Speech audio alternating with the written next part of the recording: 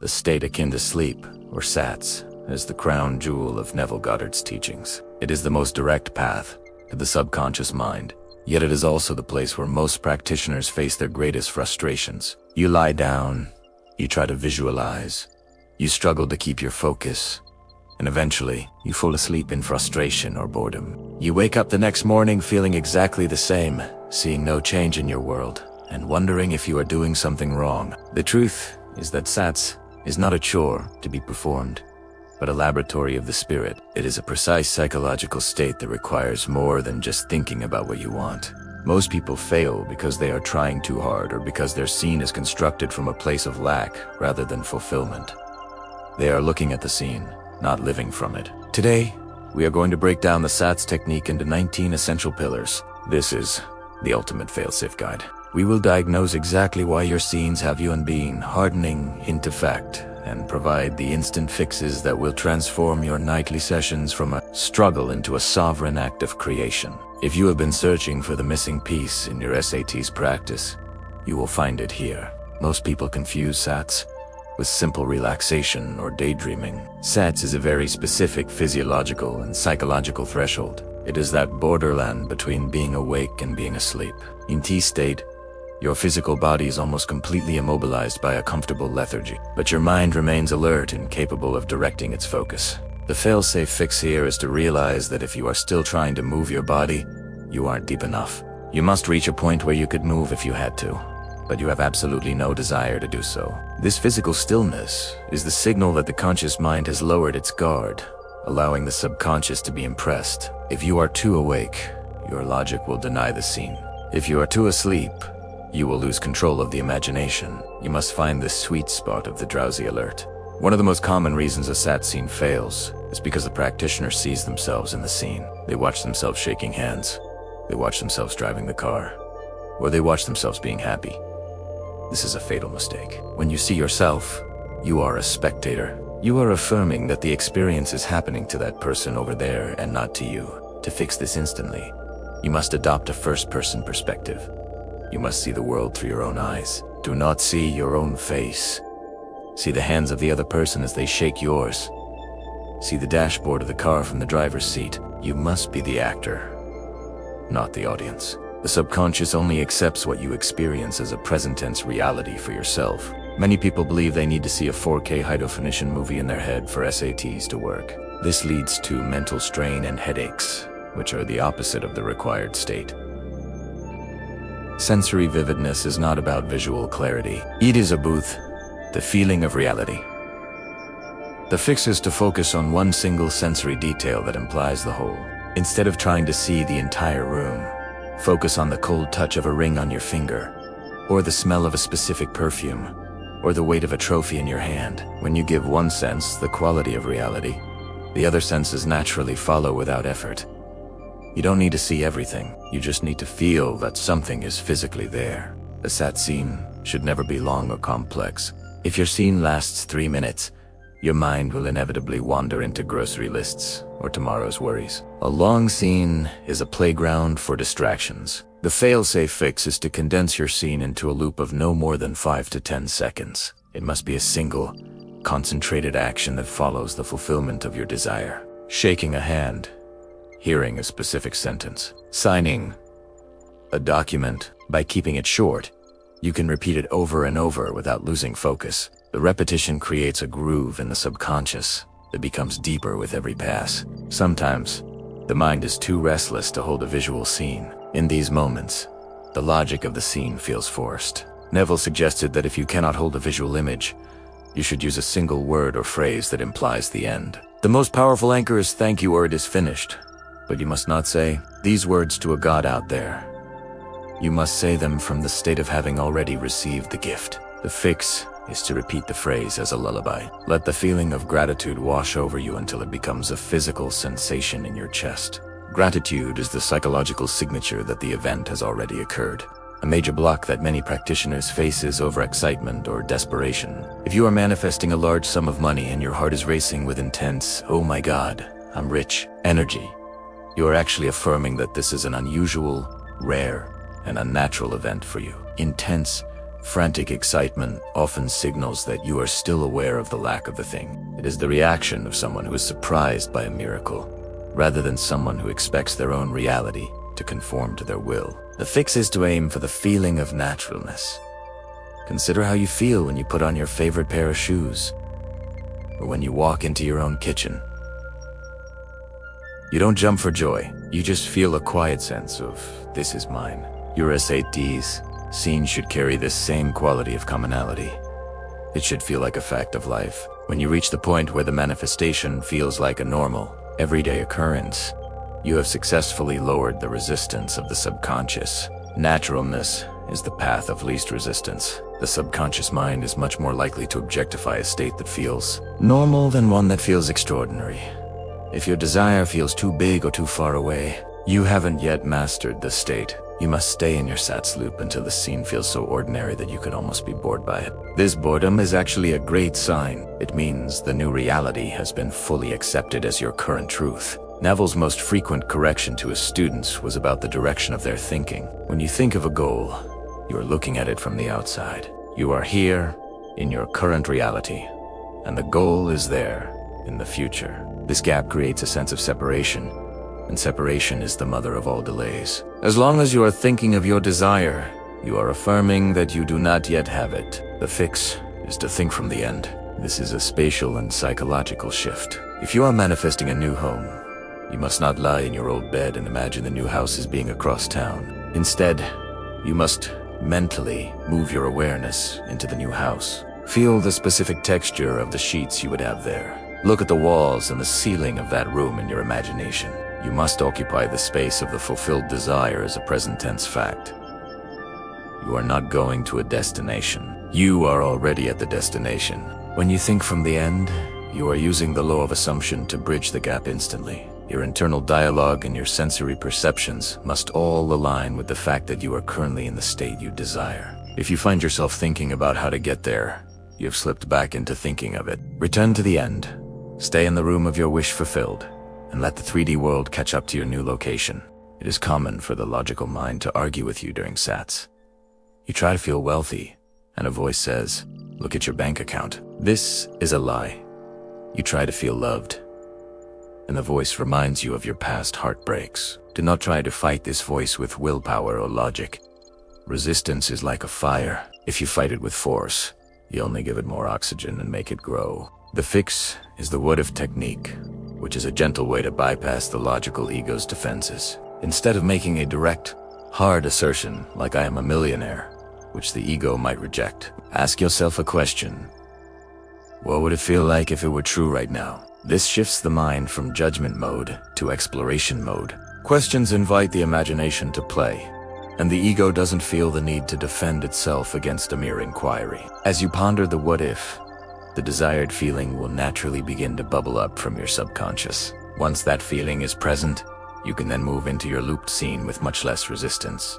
You have tricked the gatekeeper of the conscious mind and gained access to the inner sanctuary. Use this technique whenever you feel stiff or blocked in your practice. It is the gentle key that opens the heaviest doors. To truly impress the subconscious, the physical senses must be quieted. If you are distracted by a noise in the street, a slight itch on your leg, or the pressure of the blanket, your attention is divided between the shadow world and the real world.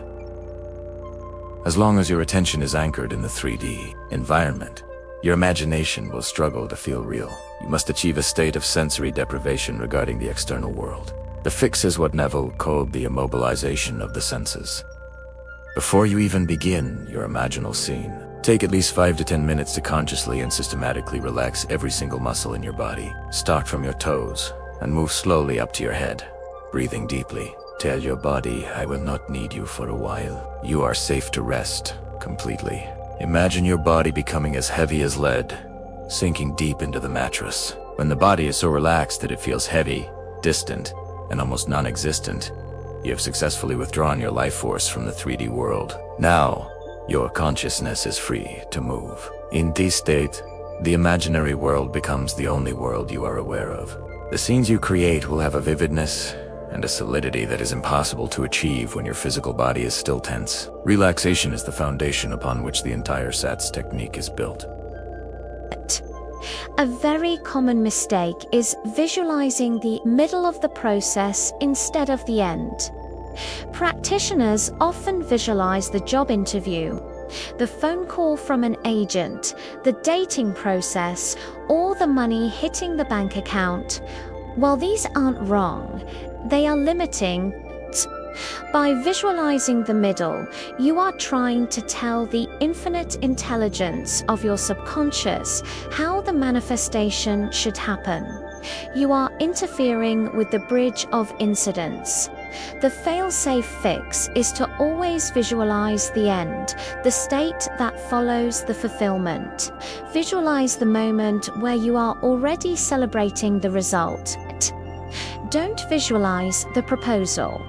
Visualize the wedding ring on your finger as you look at it while drinking coffee months later. Don't visualize the interview. Visualize your name on the office door or the feeling of satisfaction as you receive your first high-level paycheck. By visualizing the end, you allow the subconscious to choose the most efficient, natural, and sometimes surprising path to get you there. The how is not your concern. Your only responsibility is to occupy the what when the end is firmly established in your consciousness. All the middle steps, the job interviews, the chance meetings, the phone calls will happen automatically as part of the bridge. Stay at the finish line and the race will run itself. The most critical moment of the entire SATS process is the very last second before you lose consciousness. This is the moment when the conscious gives way to the subconscious. If you perform your visualization for 20 minutes and then turn over and think about your stressful day or your unpaid bills before falling asleep, you have effectively overwritten all your hard work. You have given the subconscious a last command of lack and anxiety. The fail-safe fix is to fall asleep while you are performing your looped scene. You should not finish the visualization and then try to sleep. You should be in the middle of the act, feeling the hand, hearing the voice, or smelling the rose as you drift off into the deep. This ensures that the last impression on the subconscious is the wish fulfilled. It is like planting a seed and then immediately covering it with the fertile soil of sleep. This last thought acts as a powerful command that the subconscious mind works on all through the night. While your physical body rests, your deep mind is busy rearranging your world to match that last impression. If you find yourself waking up in the middle of the night, don't worry. Just gently return to your loop and fall back asleep within it.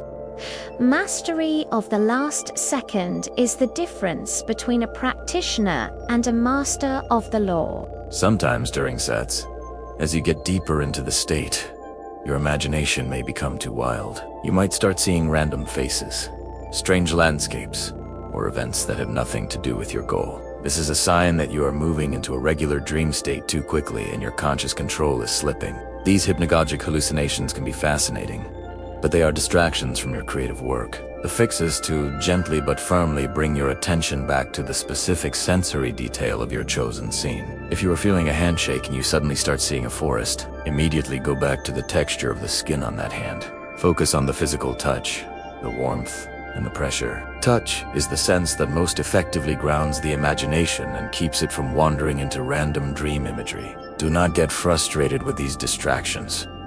Simply acknowledge them as a sign that you have reached the deep state required.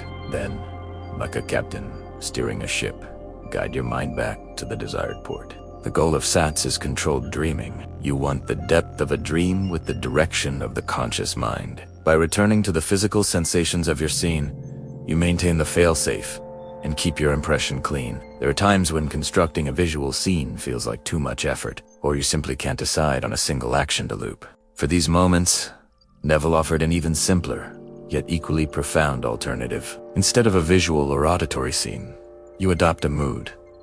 The general atmospheric feeling that would exist if your life were exactly as you wanted it to be. The fix is the use of the phrase, "Isn't it wonderful?"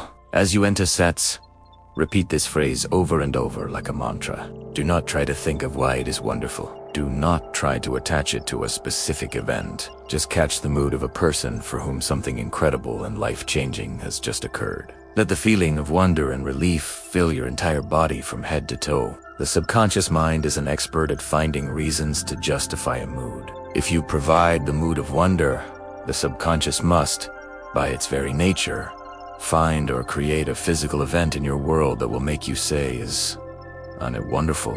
in your 3D reality. This is a perfect failsafe for when you are too tired for complex imagery. You are providing the emotional result, and the law must provide the cause. A major mistake many make is thinking that one long, 3-hour session of intense SATS is better than a short session every night. Manifestation is not about the amount of time you spend. It is about the frequency of the state and the persistence of the assumption. The subconscious mind is impressed by what it perceives to be natural and consistent. A one-time burst of effort feels like an anomaly. A nightly habit feels like a new reality. The fix is to make SATS a non-negotiable nightly habit, regardless of how tired or busy you are. Even if you only have the energy to loop your scene 3 times before you fall asleep.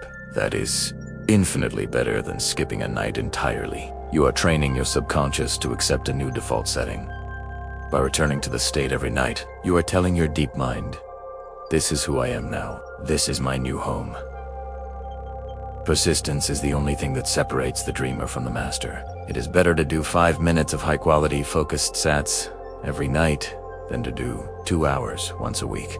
Think of it as a spiritual groove you are wearing into your soul. The more frequently you enter the state, the more quickly the naturalness is achieved, and the more rapidly the 3D world must conform. Consistency is the secret of the elite manifester. The way you feel the moment you wake up is a direct and honest indicator of whether your SATs session from the night before was successful. If you wake up and your first thought is one of lack, anxiety, or "I hope it worked," it means you didn't fully occupy the state before falling asleep.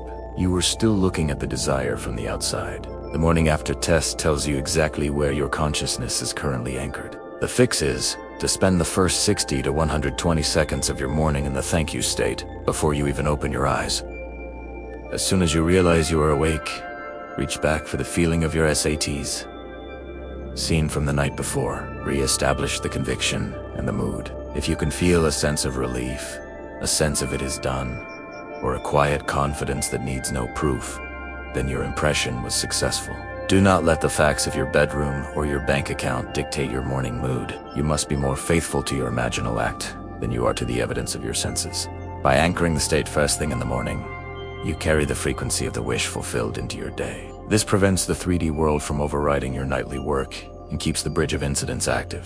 The fastest way to kill a successful SATS impression is to wake up and immediately start checking the 3D world for proof. You look at your phone for that text, you check your bank balance, or you look in the mirror for changes. This checking is the ultimate affirmation of lack. If you are checking for it, it means you don't believe you already have it. You have moved out of the state of I am and back into the state of I want. The fix is to realize that the 3D world is a shadow of your past thoughts. It is a delayed reflection, like the light from a distant star. What you see today is the graveyard of yesterday's consciousness. To fix this, you must give the 3D world no power over your internal state. Tell yourself, "I don't care what the world says today. I know what I saw and felt in the silence of the night." Faith is the ability to walk as if the 3D world already matched your 4D reality, even when it doesn't. When you stop looking for results, the results find you. This is the paradox of the law.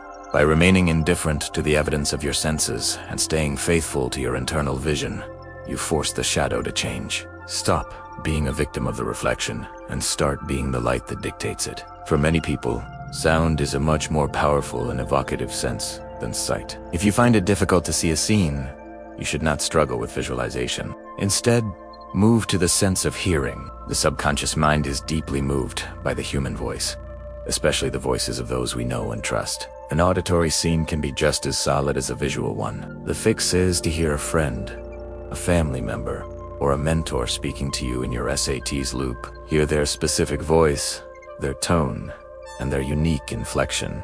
Hear them say a specific sentence that implies your success, such as "I've never seen you so happy," or "I'm so proud of how you handled that." Listen for the genuine joy or surprise in their voice. This makes the scene feel objective, because someone else is acknowledging your reality.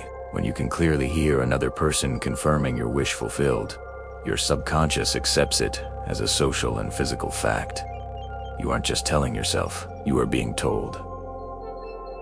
This removes the ego resistance of self. Focus on the sound until it feels as if the person is standing right next to your bed. Auditory SATS is a powerful failsafe that often produces results much faster for those who are more SATS is not a casual activity that should be done while the TV is on, while you are scrolling through your phone, or in a noisy, chaotic environment. It is the most important appointment of your day. It is a sacred marriage between your conscious mind, the seed, and your subconscious mind, the soil. If you treat it as a chore or something to get over with, you are communicating a lack of value to your own divinity. The fix is to create a nightly ritual. Dim the lights, put your phone in another room, and ensure you won't be interrupted. Treat those 20 or 30 minutes as a journey into a higher dimension. This is your time to be the god of your own world. When you approach SATS with reverence and focus, your subconscious responds with clarity and power. Your environment should reflect the importance of the work. Clean your sleeping space. Use scents if they help you relax, and enter the state with a sense of purpose. This ritualistic approach helps signal to your brain that you are leaving the world of Caesar and entering the world of spirit. The more sacred the session feels to you, the more profound the results will be in your physical life. The ultimate reason SATS fails is a lack of acceptance. We often treat the scene as something we want to happen in the future. We think of SATS as a magic spell that will bring us something later. This future focus is the ultimate block. As long as the manifestation is in the future, it is never in the present. You are manifesting waiting, not having. The final failsafe fix is to realize that in the moment of SATS, the thing is already a reality, and the only world that truly matters is the world of imagination. You aren't doing SATS to get something later. You are doing SATS to experience it now. The imaginal experience must be its own reward. You must reach a point in your session where you are so satisfied by the scene that you no longer feel the need for it to happen in the 3D world. When the internal experience is enough for you, the 3D world must, by law, harden into the fact of your vision. This is the state of it is finished. You have accepted the desire so fully that you have let go of the wanting. This total acceptance is the mark of a master. You close your eyes, you live the dream, you accept it as truth, and you fall asleep in the peace of fulfillment. The rest is just a shadow catching up.